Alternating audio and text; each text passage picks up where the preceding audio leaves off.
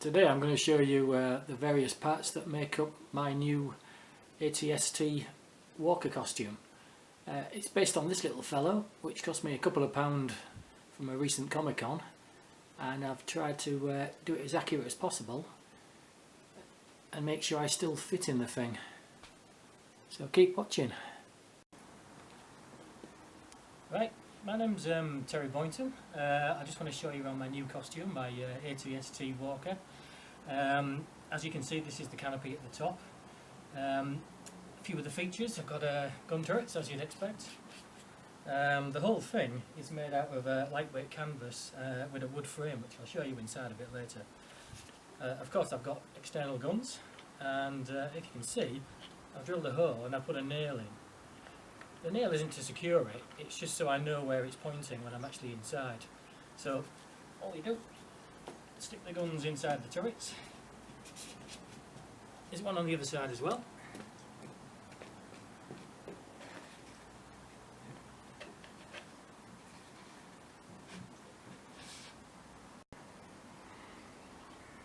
Right, I'll just show you a few things around the walker when it's upended. You can see the grates for the cooling or engine or whatever it is at the back. This is just simple lightweight tray work glued onto a piece of fabric from a roller blind. A few bits of Eva foam stuck on various places.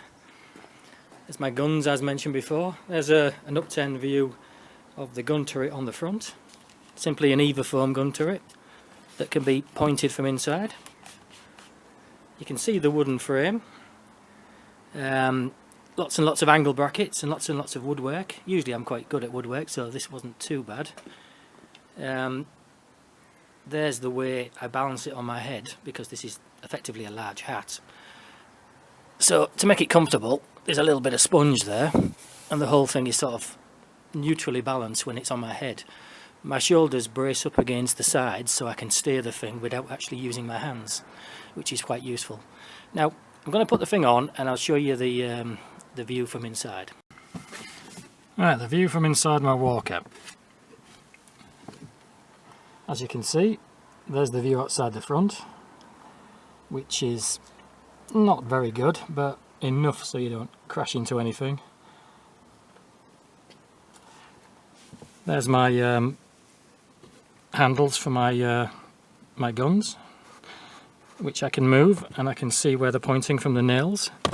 And this is the gun turret on the front, which I can point simply from inside.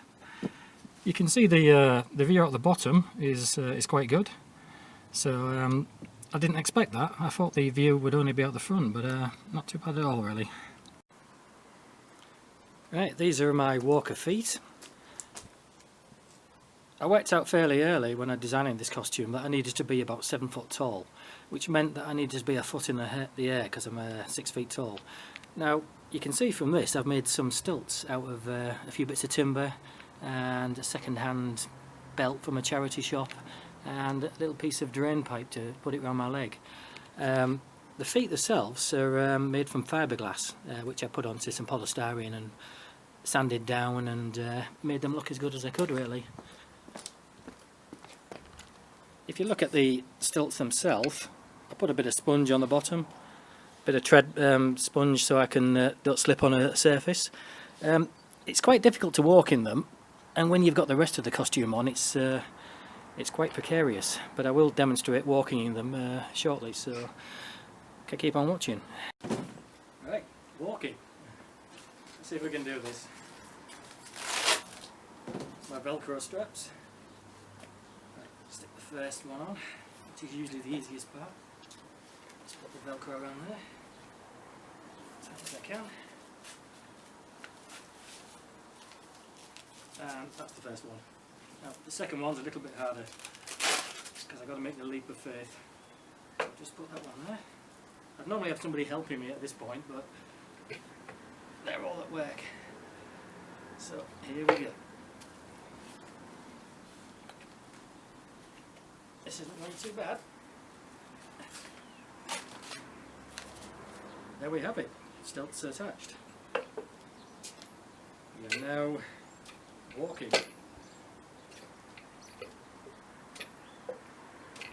This has taken quite a long time to perfect, to feel confident enough where I've got the rest of the costume on, but I think we've got it now. I don't think I'll be walking on any stairs or grass or anything like that, but on flat surfaces it's not too bad, which is a bit weird for an all-terrain. Right, this is the lower part of the walker, the bit that goes around my waist. As you can see, I've put a mostly Eva foam, although it has got a wooden frame because the core needed to be fairly strong, so I could attach the actual walker legs, which attach to these wooden brackets here. This thing here is a caster. I just bought a cheap caster, which makes an ideal joint for a leg. There's a little bolt there to attach the leg when I'm fully assembled. A little bit of detail there on the front. I've curved a piece of Eva foam here and there to get the look of the thing. Quite pleased with the back. I've got these little bolt covers. They're like little plastic things that I used for my garage roof. I had a few spares, so I glued them on as a little bit of detail. Now I'll show you it being put on. Right, the last part of the costume is the legs. These are made from thin plywood. Again, I've put a little bit of detail on. I put those bolt covers on, and for a few details I put some raised pieces of plywood on. And you can see from the joints that the joints are limited to only a certain amount of movement. That's so the thing doesn't sag down when I'm wearing the costume. This joint as well, it's only got about 30 degrees of movement before it hits an end stop.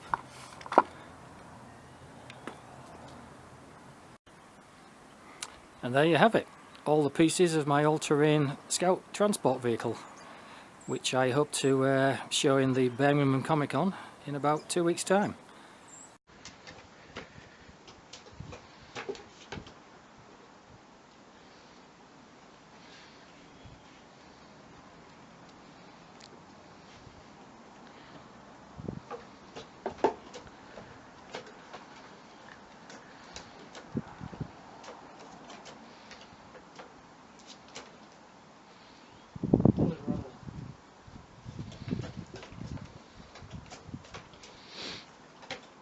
Rolls.